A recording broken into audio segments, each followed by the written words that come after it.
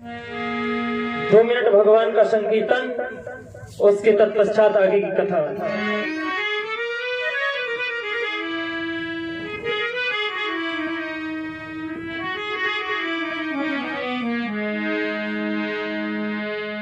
प्रभु हम पे दया करना, प्रभु हम पे कृपा करना, प्रभु हम पे दया करना, प्रभु हम पे कृपा करना।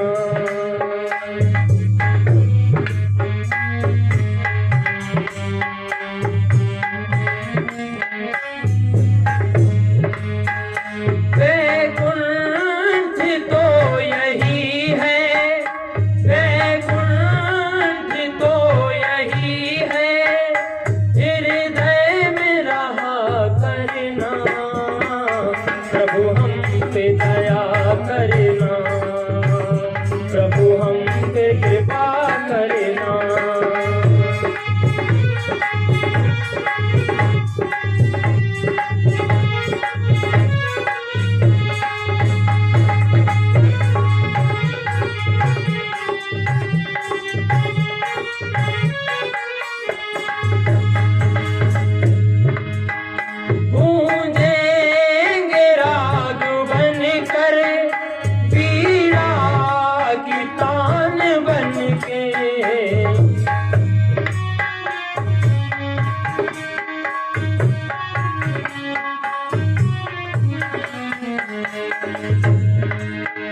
प्रगटोगे नाथ मेरे हृदय में प्यार बनके,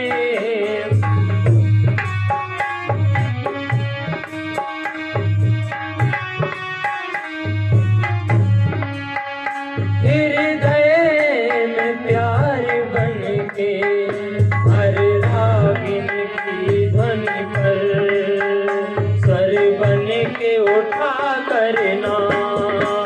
प्रभु हम पे दया करना,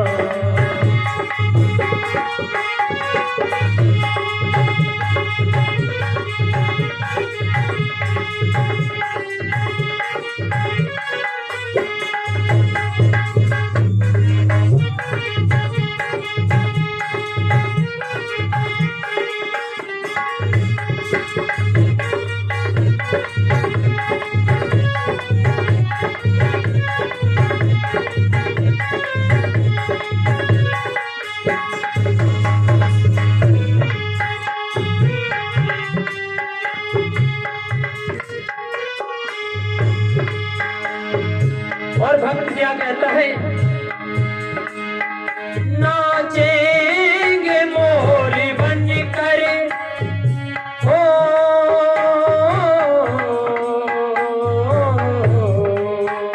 नाचेंगे मोर बन कर, ऐ श्याम तेरे ही द्वारे।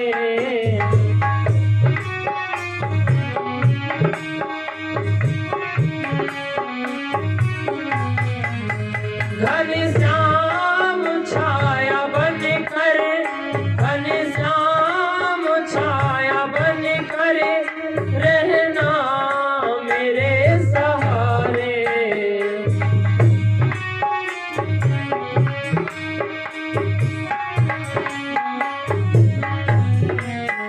रहना मेरे सहारे, अमृत की धार बनकर, अमृत की धार बनकर, प्यासों पे दया करना। अमृत की धार बनकर,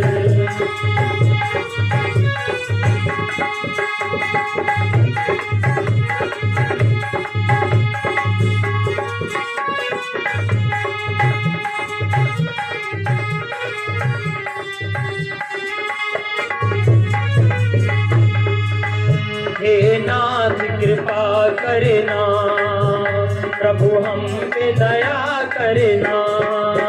हे नाथ कृपा करना, प्रभु हम पे दया करना।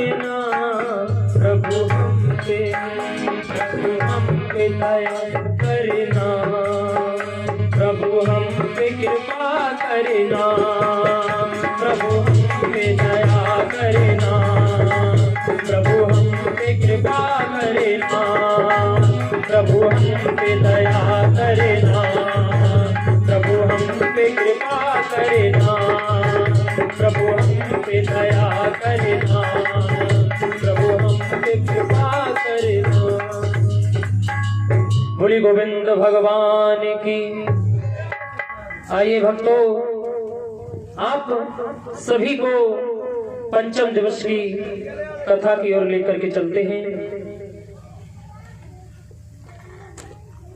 सभी साधु संतों के बीच में परीक्षित जी महाराज सुखदेव जी के सन्मुख विराजे हैं और ये कथा कहां पर हो रही? सुखताल में। आज भी वो जगह है सुखताल में, वहां पर ये कथा हो रही है और परीक्षित जी को सुखदेव जी कथा का रसपान करा रहे हैं। परीक्षित जी ने एक बार प्रश्न किया कि हे भगवान, ये बताइए कि समुद्र मंथन हुआ, उसमें कैसे हुआ और क्या क्या उससे प्राप्त हुआ? श्री सुखदेव जी कहते हैं, राजन परीक्षित, समुद्र मंथन जब हुआ तो मदराचल पर्वत को रई बनाया गया और बासुकी नाम को रस्सी के रूप में प्रयोग किया गया और श्री विष्णु भगवान ने कच्छप का अवतार धारण किया। बोली कच्छप भगवान की। जो 24 अवतार है उसमें से एक अवतार ये हुआ है कच्छप अवतार। और वह जो मदराचल पर्वत जब कच्छप भगवान के पीठ पर विराजमान किया गया और बासुकी नाग को उसके ऊपर लपेटा गया, तो सभी देवताओं ने क्या कहा कि हम तो एक काम करेंगे, हम जो सांप है ना, सांप के सिर के ओर लगेंगे, हम पूंछ की ओर नहीं लगेंगे, हम पीछे की ओर लगेंगे, हम तो सांप के आगे लगेंगे। उल्टी चाल चली, क्योंकि जो बुरे व्यक्ति होते हैं, जिनकी गलत प्रवृत्ति होती है, उनसे आप बुरे बोलो तो वो सीधे चलेंगे। तो ये कहा कि हम तो सर्प के आगे मोहे की तरफ लगेंगे। तो देवताओं ने जब ये कहा तो असुर समझने लगे इसमें कोई गूढ़ रहस्य है, कोई राज है। नहीं नहीं, तुम क्यों लगोगे, हम लगेंगे, तुम नहीं आगे लगोगे। राक्षसों ने कहा हम लगेंगे। तो देवता लोग तो चाहते ही थे कि तुम लगो। सब राक्षस सर्प के मुंह की ओर लग गए और देवता सर्प की पूंछ की ओर लग गए और मथा जाने लगा धीरे धीरे। समुद्र मंथन हुआ, धीरे धीरे मथा जा रहा है, लेकिन जब बासुकी नाग को रस्सी की तरह लपेटा है और मथा जा रहा है तो उसके मुंह से विष की धारा निकलती है और बहुत ही जहरीला विष निकलता है, जिससे सारे दैत्य काले पड़ गए, सारे दैत्य काले पड़ गए। लेकिन हार नहीं मानी, लगे रहे। तो क्या क्या निकला है समुद्र मंथन में? लक्ष्मी कौस्तुंभ पारिजात कस्तुंभ ऋचिस्त्र चंद्रमा गाति कामधेनु श्रेष्ठुरा गजोरंभादि देवता गण अश्वसप्तमुखो विश्वहरिधुनम शंखो मृतम चाबुद्धे रत्नः चतुर्दश प्रतिदिनम कुर्यात् सदा मंगलम। क्या क्या निकला? पहले तो हलाहल विष निकला, समुद्र से हलाहल विष निकला। तो इसे कौन करे, सभी डर गए, क्योंकि इतना हलाहल विष था, उसका इतना तेज था कि सभी देवता परेशान हो गए, दैत्य भी परेशान हो गए। इसे कौन ग्रहण करे? तो उसे ग्रहण करने के लिए कौन आगे आए? तो सभी भक्तों ने और देवताओं ने एक नीति बनाई कि हमारे भोलेनाथ किस दिन काम आएंगे। अरे गांजा भांग सब कुछ पीते हैं तो इतना विष कोई बड़ी बात है? तो भोले शंकर को विष दिया गया, उन्होंने राम राम कहकर के विष पिया। जो ही विष पिया तो विष उनके कंठ में आकर के अवरुद्ध हो गया। उन्होंने हृदय में नहीं उतारा, कंठ में ही अवरुद्ध कर लिया। उसी दिन से भोलेनाथ का नाम एक हो गया नीलकंठ। बोले नीलकंठ भगवान की। दूसरा जो रत्न निकला है वह घोड़ा, और तीसरा ऐरावत हाथी निकला जिसे इंद्र को दे दिया गया, और चौथी कौस्तुंभड़ी निकली जो विष्णु भगवान को दे दी गई।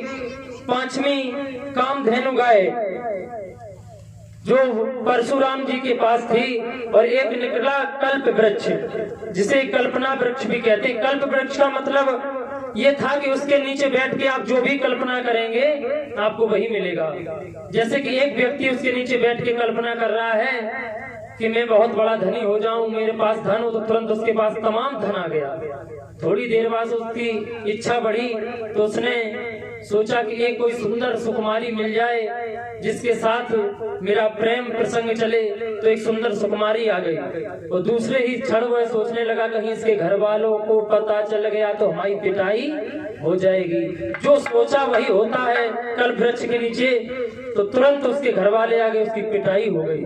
कल्प वृक्ष निकला, सातवीं देवी लक्ष्मी निकली, रंभा अप्सरा निकली, परिजात वृक्ष निकला, बारुणी यानी मदरा निकली, शंख निकला, चंद्रमा निकला, धन्वंतरी वेद, अंत में अमृत निकला। जब अमृत का कलश निकला है तो सभी देवता और दैत्य आपस में झगड़ने लगे। जब आपस में झगड़ने लगे कि नहीं अमृत हम लेंगे, अमृत हम लेंगे, तो देवता थोड़े कमजोर पड़ गए और राक्षस अमृत लेकर के भाग गए। तो अब क्या किया जाए?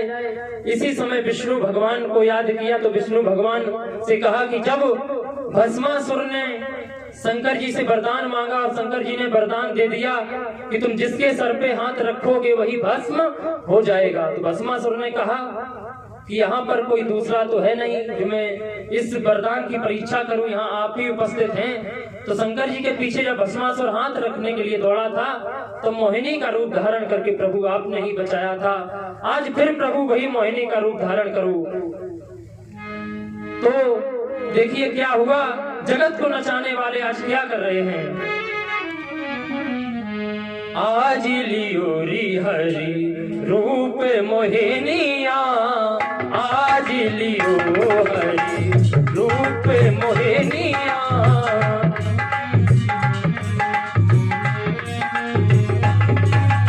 आज लियो हरि रूप मोहिनिया, आज लियो हरि। जगत सजन जगत सजन देखो बने रे सजनिया, जगत सजन देखो बने रे सजनिया, आज लियो हरि रूप मोहिनिया, आज लियो हरि रूप मोहिनिया।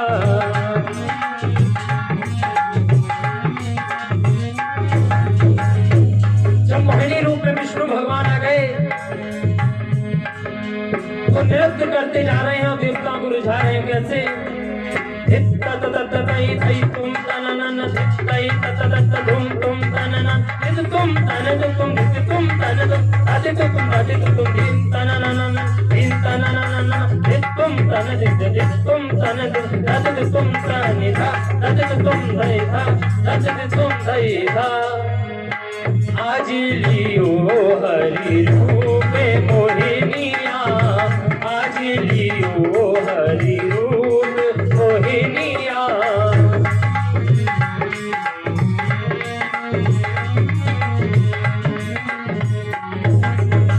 जगत सजन देखो, जगत सजन देखो बने रे सजनिया, जगत सजन देखो बने रे सजनिया, आज लियो हरि रूप मोहिनिया, आज लियो हरि रूप मोहिनिया। मोहिनी रूप धारण किया और देवताओं से अमृत का कलश ले लिया और कहा कि मैं आपको पान कराऊंगी, और उस कलश को लेकर के देवताओं के बीच में आ गए। और कलश को जब देवताओं के बीच में लेकर के आए, आप लोगों को शायद एक बात मालूम ना हो या हो भी, लेकिन आपको बता दे जानकारी के लिए, परीक्षित जी आपको ये जानकारी है कि नहीं कि लहसुन प्याज क्यों नहीं खाया जाता? जो ब्राह्मण होते हैं पूजा पाठ में लहसुन प्याज क्यों उपयोग नहीं किया जाता, जानकारी है? नहीं, हाँ या ना का जवाब दो, कोई दिक्कत नहीं। हाँ वो ठीक, आपकी बात है, बहुत अच्छी बात आपने। यही परीक्षक का धर्म होता है, क्योंकि हम कई जगह कथा करने जाते हैं, परीक्षक जी से प्रश्न करो, वो कहते हैं हमें कुछ पता ही नहीं। आपने बहुत अच्छा प्रश्न का उत्तर दिया, लेकिन ये भी कारण है, एक कारण इसका है कि जब विष्णु भगवान जी कलश को लेकर के देवताओं को अमृत पान करा रहे थे, उसी समय राहु केतु नाम का राक्षस देवता बन करके देवताओं की पंक्ति में बैठ गया। और जब पंक्ति में बैठा तो सभी को अमृतपान बारी बारी से करा रहे थे। सूर्य और चंद्रमा उस दैत्य को पहचान गए। तब तक कुछ कह पाते तो विष्णु भगवान ने उसे अमृतपान देवता समझ के करा दिया। तो सूर्य और चंद्रमा कहने लगे, अरे प्रभु ये क्या आपने कर दिया? ये तो राहु केतु नाम का राक्षस है जो रूप बदल के आपके देवताओं की पंक्ति में बैठ गया। उन्होंने कहा ओहो ये तो गजब हो गया। राहु केतु दौड़ने लगा, भागने लगा, तो विष्णु भगवान ने अपना सुदर्शन चक्र लेकर के उसका शीश काट दिया। जब शीश काटा तो अमृत तो गले में चला ही गया था। जब अमृत गले में गया और शीश कट गया तो अमृत के सहित कुछ बूंदे खून की जमीन पर गिरी। उसी में अमृत भी मिश्रित था। तो जब वो बूंदे खून की जमीन पर गिरी तो वहीं से एक बूंद से लहसुन, एक बूंद से प्याज की उत्पत्ति हुई। ऐसे लहसुन प्याज की उत्पत्ति हुई। एक दैत्य की जूठन है। हालांकि अमृत जैसे गुण है, क्योंकि अमृत से ही उपजी है, अमृत के गुण हैं। आयुर्वेद में से अमृत का दर्जा दिया गया है, अमृत के गुण हैं, लेकिन एक दैत्य की जूठन होने के कारण से पूजा से वर्जित कर दिया गया। इसीलिए आप देखोगे जब आप लहसुन प्याज खाते हैं उसमें बहुत बुरी गंध आती है। ये गंध उसी रक्त की है जो उस राहु केतु नाम की राक्षस का रक्त था। इसीलिए आप देखते हैं कि जो साल में ग्रहण पड़ते हैं, राहु केतु चंद्रमा और सूर्य पर ही ग्रहण डालता है, क्योंकि और किसी ग्रह पर नहीं डालता। इन्होंने ही उनकी पोल खोली थी, इसलिए ये ग्रहण साल में पड़ते हैं। आइए भक्तों, भगवान का संकीर्तन, उसके बाद आगे कथा।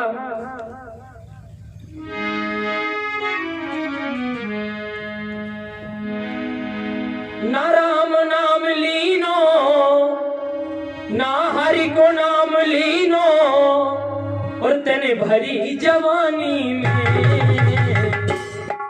तू डूब के मर जा रे चुल्लू भर पानी में।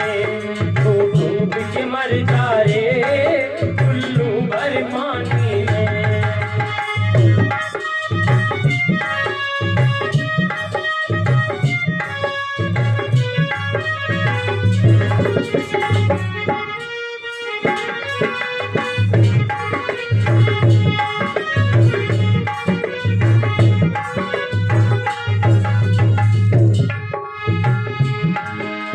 भजन हमेशा जवानी में करना चाहिए।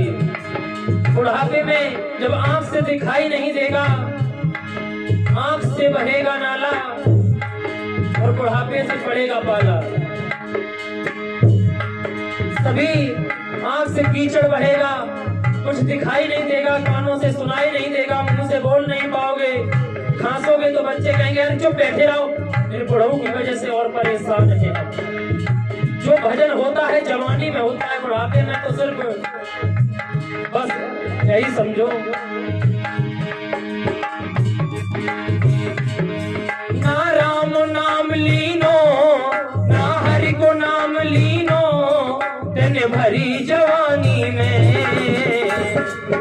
तू डूब के के मर जा रे चुल्लू भर पानी में।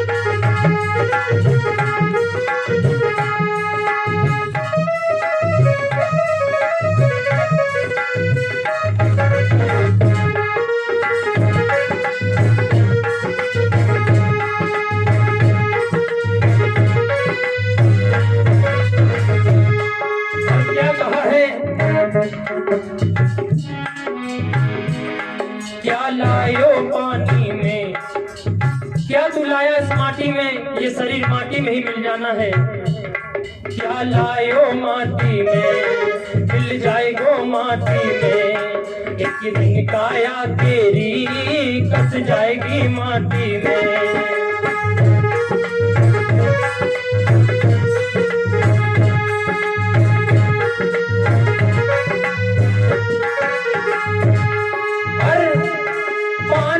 बबूला है, पानी को बबूला है, मिल जाएगो पानी में। तू डूब के मर जा रे चुल्लू भर पानी में। तू डूब के मर जा रे चुल्लू भर पानी में।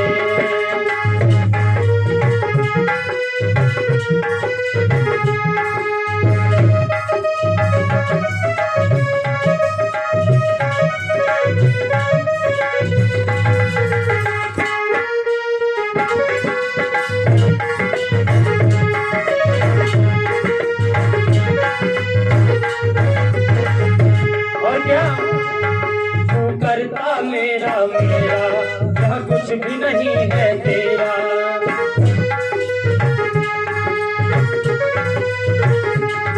तू करता मेरा मेरा यह कुछ भी नहीं है तेरा। एक दिन होगा भैया तेरा मरघट में तेरा।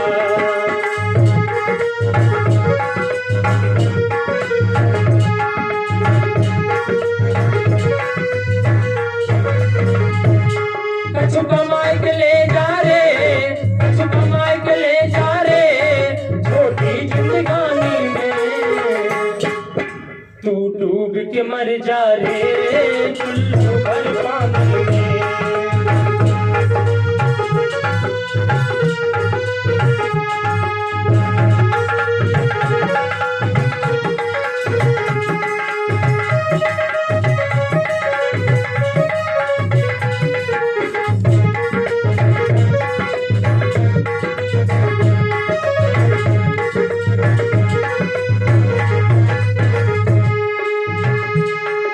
चुल्लू भर पानी में डूब के मरना है तो संतों ने क्या बतलाया?